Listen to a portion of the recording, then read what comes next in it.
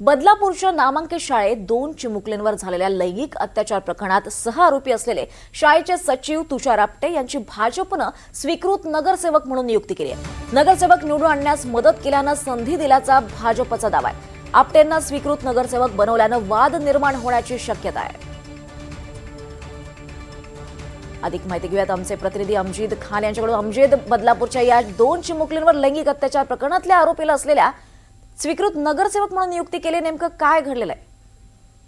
August 2025 मध्ये जी बलात्काराची घटना घडली होती। एका बदलापूरमध्ये एका नामांकित शाळेत 2 चिमुकलींवर अतिप्रसंगी घटना घडली होती आणि या प्रकरणात सफाई कर्मचारी अक्षय शिंदे विरोधात तक्रार घेऊन पालक शाळे प्रशासनाकडे गेले होते। त्या दरम्यान जे शाळेचे सचिव होते आणि इतर 2 यांनी सर्व आरोप फेटाळला होता। मात्र या प्रकरणात गुन्हा दाखल झाला। नंतर जर आंदोलन देखील झाले होते। अक्षय शिंदे याच्या एन्काउंटरमध्ये मृत्यू झाला, परंतु या प्रकरणात बदलापूर पोलिसांनी जे शाळेचे 3 प्रशासक होते त्यामध्ये एक सचिव तुषार आपटे यांना देखील अटक केली होती। आता हा प्रकरण सुरू आहे।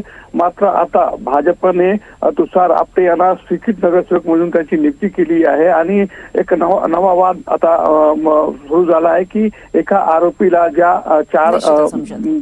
प्रकरणातील आरोपीला स्वीकृत नगरसेवक केल्याने राजकीय वर्तुळात एकच चर्चा रंगली आहे की भाजपाने जे काय केलं आहे नियुक्तीमुळे अनेक सवाल देखील उपस्थित होत आहेत। धन्यवाद या सविस्तर माहितीसाठी।